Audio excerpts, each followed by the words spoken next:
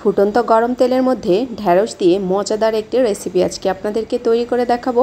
আর এই রেসিপিটি একবার খেলে ঢ্যাঁড়স আপনি এভাবেই রান্না করবেন বারবার করে। আর পুরো রেসিপিটির সাথেই থাকবেন, আশা করছি আপনাদের কাছে ভালো লাগবে।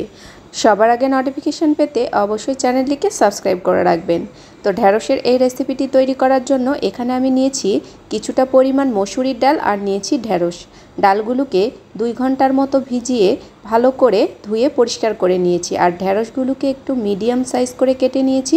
আর এই ঢ্যাঁড়সগুলো একটু লম্বা সাইজ করেই কেটে নিতে হবে। আর এগুলো সবগুলোই আমি পরিষ্কার করে ধুয়ে নিয়েছি। তো চুলার মধ্যে বেশ বড় সাইজের একটি প্যান বসিয়ে নিয়েছি। এর মধ্যে তেল দিয়ে নিয়েছি হাফ কাপের মতো। এখন ঢ্যাঁড়সের মধ্যে আমি সামান্য একটু হলুদ আর লবণ মাখিয়ে নিয়েছি। এই তেলের মধ্যে ঢ্যাঁড়সগুলো দিয়ে প্রায় 5 মিনিটের মতো মিডিয়াম আঁচে রান্না করে নেব।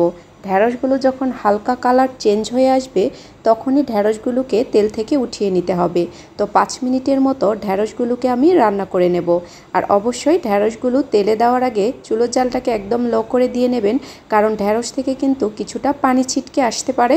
তো এই পর্যায়ে আমি ঢ্যাঁড়সগুলোকে তেল থেকে উঠিয়ে নিচ্ছি। ঢ্যাঁড়সগুলো ভাজা হয়ে গেছে। আর এই রেসিপি এতটাই মজাদার হয় খেতে, একবার হলেও বাসায় ট্রাই করে দেখবেন। প্যানের মধ্যে আরও কিছুটা তেল দিয়ে নিয়েছি। এরপর দিয়ে নিচ্ছি 3 টেবিল চামচ পরিমাণ পেঁয়াজ কুচি। এরপর পেঁয়াজটাকে 1 মিনিটের মতো একটু তেলের সাথে নাড়াচাড়া করে নেব। তো এই পর্যায়ে আমি 2টো তেজপাতা এখানে ব্যবহার করছি। তো আপনারা তেজপাতার ফ্লেভার পছন্দ না করলে স্কিপ করতে পারেন, তবে এর মধ্যে দিলে বেশ সুন্দর একটা ফ্লেভার আসে। এরপর পেঁয়াজের কালার চেঞ্জ হলে এর মধ্যে দিয়ে নিচ্ছি স্বাদমতো লবণ, হাফ চা চামচ পরিমাণ হলুদের গুঁড়া, আর লাল মরিচের গুঁড়ো দিয়ে নিয়েছি 1/4 চা চামচ পরিমাণ, হাফ টেবিল চামচ পরিমাণ ধনে গুঁড়ো। এরপর দিয়ে নিচ্ছি হাফ টেবিল চামচ পরিমাণ আদা রসুন এবং জিরার পেস্ট। তো সবগুলো দিয়ে 3 থেকে 4 মিনিটের মতো মশলাটাকে এই তেলের সাথেই কষিয়ে নেব, যাতে আদা রসুনের কাঁচা গন্ধটা চলে যায়। এ পর্যায়ে আমি কয়েকটি কাঁচা মরিচ এখানে অ্যাড করে দিচ্ছি, যেহেতু আমি এখানে গুঁড়ো মরিচের পরিমাণটা কম ব্যবহার করেছি। এরপর সামান্য একটু পানি দিয়ে মশলাটাকে আরও খানিকক্ষণ কষিয়ে নিতে হবে। তো পানি না দিলে দেখা যাচ্ছে মশলাটা একটু পুড়ে যেতে পারে, তো আমি সামান্য একটু পানি দিয়ে নিয়েছি। এরপর আমি মশলাটাকে ভালো করে কষিয়ে ভেজানো মসুরির ডালটা দিয়ে নিয়েছি। যেহেতু মসুরির ডালটা ভেজানো ছিল, এজন্য এটা সেদ্ধ হওয়ার জন্য অনেক বেশি টাইম লাগে না। তো এখন আমি এটাকে আরও খানিকক্ষণ কষিয়ে নেব। এরপর দিয়ে নিচ্ছি কিছুটা পানি। তো আমি এখানে 1 কাপের মতো পানি ব্যবহার করব, যেটা দিয়ে আমি ডালটা পুরোপুরি সেদ্ধ করে নেব। তো 1 কাপ পরিমাণ পানি দিয়ে ঢাকনা দিয়ে আমি 10 মিনিটের মতো ডালটাকে মিডিয়াম আঁচে রান্না করে নেব। আর যেহেতু ডালটা ভেজানো ছিল, এটা সেদ্ধ হতে অনেক বেশি সময়ও লাগবে না। তো আমি 10 মিনিটের মতো এই ডালটাকে রান্না করে নেব। তো 10 মিনিট বাদে ফিরে এসেছি। দেখুন ডালটা একদমই পুরোপুরি সেদ্ধ হয়ে গেছে, পানিটাও একদম শুকিয়ে গেছে। তো এই পর্যায়ে আরও খানিকক্ষণ একটু নাড়াচাড়া করে ডালটাকে কষিয়ে নেব।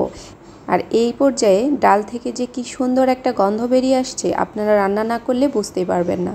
এখন আমি দিয়ে নিচ্ছি ভেজে রাখা ঢ্যাঁড়সগুলোকে। এভাবে ঢ্যাঁড়স ভেজে একবার হলেও ডাল দিয়ে আপনারা রান্না করে দেখবেন কতটা মজাদার হয়। তো এখন নাড়াচাড়া করে নিচ্ছি। যেহেতু ঢ্যাঁড়সগুলো আগে থেকেই ভাজা ছিল, এজন্য এগুলো সেদ্ধ হওয়ার জন্য অনেক বেশি আর সময় লাগবে না। এখন আমি দিয়ে নিচ্ছি আরও 1 কাপ পরিমাণ পানি। এরপর ঢাকনা দিয়ে আমি এটাকে অর্ধেকটা পানি শুকিয়ে নেব।